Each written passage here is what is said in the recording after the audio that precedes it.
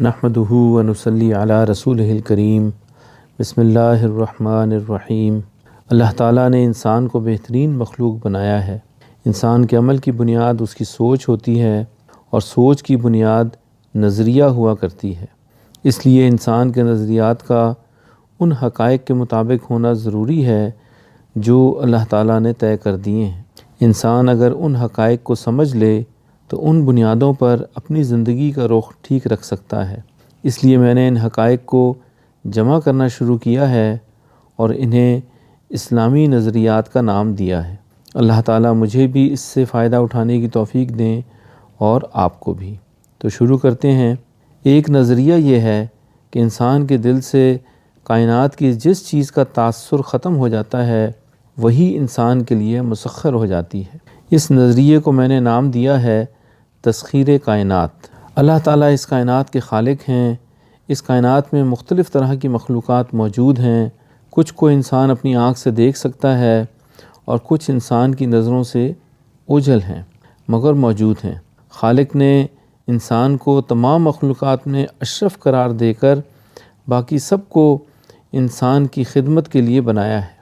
آسمان، زمین، سورج، چاند، پانی، ہوا، نباتات، حیوانات، معدنیات وغیرہ سب انسان کی دنیا میں خدمت کے لیے بنے ہیں، اور جب انسان کو دنیا سے ختم کرنے کا فیصلہ ہوگا تو یہ سب مخلوقات بھی ختم کر دی جائیں گی۔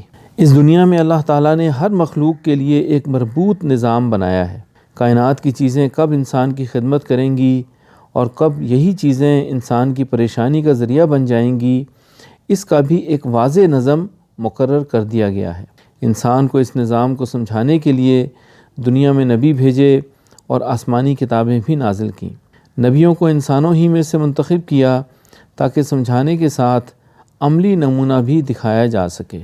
مخلوق انسان کی خدمت کرے، اس کا نظم اللہ تعالیٰ نے یہ بنایا کہ اگر انسان دنیا میں صحیح رخ پر چلے گا، یعنی اللہ کی مرضی کے مطابق زندگی گزارے گا، تو اللہ تعالیٰ مخلوق کو اس کی خدمت پر لگا دیں گے، اور اگر انسان اپنی زندگی کے کسی بھی شعبے میں اللہ کی مرضی سے ہٹ کر چلے گا تو مخلوق خدمت کرنا چھوڑ دے گی اور نقصان و پریشانی شروع ہو جائے گی۔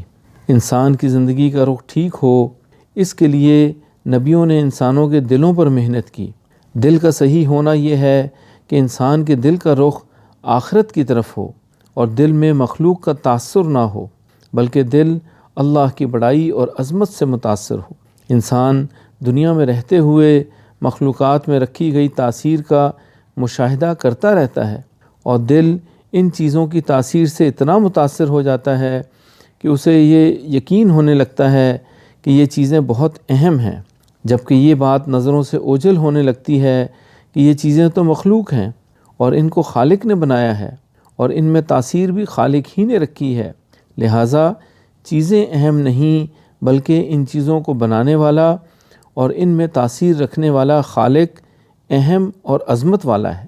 جب انسان مخلوقات کا بے اثر ہونا سمجھ لیتا ہے اور اللہ کی بڑائی سے اثر لینے والا بن جاتا ہے تو مخلوق انسان کی خدمت پر لگ جاتی ہے۔ اللہ تعالیٰ مخلوق کو انسان کے لیے مسخر کر دیتے ہیں۔ حضرت محمد صلی اللہ علیہ وسلم نے اللہ کے اس ضابطے کو انسانیت کو سمجھایا، اور صحابہ کرام رضی اللہ عنہم نے اس اہم نسخے کو سمجھ لیا اور اپنی زندگی کا رخ اس کے مطابق بنا لیا۔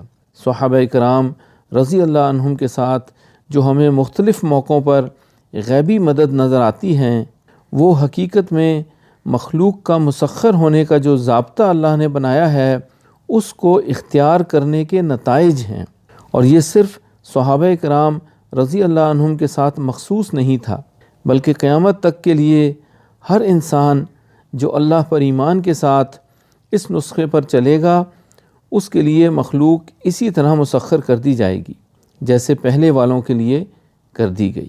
انسان کے دل سے مخلوق کا تاثر کیسے ختم ہوگا اور اللہ کی بڑائی اور عظمت سے دل متاثر ہونے والا کیسے بنے گا، اس کے لیے حضرت محمد صلی اللہ علیہ وسلم نے آسان طریقہ بتا دیا کہ جیسے انسان چیزوں کی تاثیر کا مشاہدہ روزانہ کرتا ہے، اسی طرح روزانہ یہ سبق دہرائے کہ یہ چیزیں نفع اور نقصان دینے میں اللہ کی محتاج ہیں، ان میں تاثیر اللہ نے رکھی ہے، اور ساتھ ہی روزانہ اللہ کی قدرت اور اللہ کی صفات کا تذکرہ کرے۔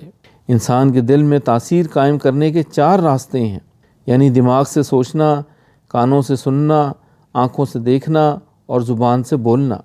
اگر یہ چاروں راستے چیزوں کی نفی اور اللہ کی بڑائی کے لیے استعمال ہوں گے تو دل کے اندر صحیح یقین کی سطح اتنی پختہ ہو جائے گی کہ انسان کا رخ مخلوق کی بجائے صرف خالق کی طرف ہو جائے گا۔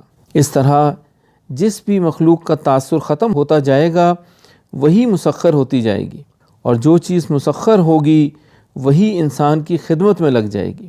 پہلے لوگوں نے جب یہ نسخہ اختیار کیا تو دنیا میں بہترین زندگی گزاری، اور آج بھی لوگ اس نسخے سے فائدہ اٹھا رہے ہیں، اور آئندہ بھی ایسے ہی ہوگا، کیونکہ انسانیت کے لیے دین اسلام قیامت تک کے لیے ضابطہ حیات بنا دیا گیا ہے۔ اس نظریے کا خلاصہ یہ ہے کہ کائنات کی چیزیں دنیا میں انسان کی خدمت کے لیے بنائی گئی ہیں، لیکن یہ مخلوقات انسان کی خدمت اللہ کے ایک ضابطے کے مطابق کرتی ہیں۔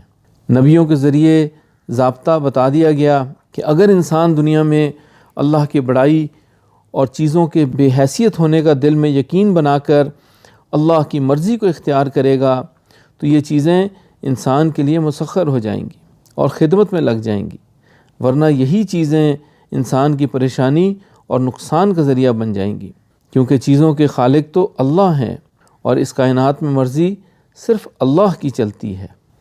جزاک اللہ خیر۔ آخر میں پھر سے یہ دعا ہے کہ اللہ تعالیٰ مجھے بھی یہ نظریہ سمجھنے اور اس کے مطابق زندگی کے رخ کو قائم کرنے کی توفیق دیں، اور آپ کو بھی۔ آمین۔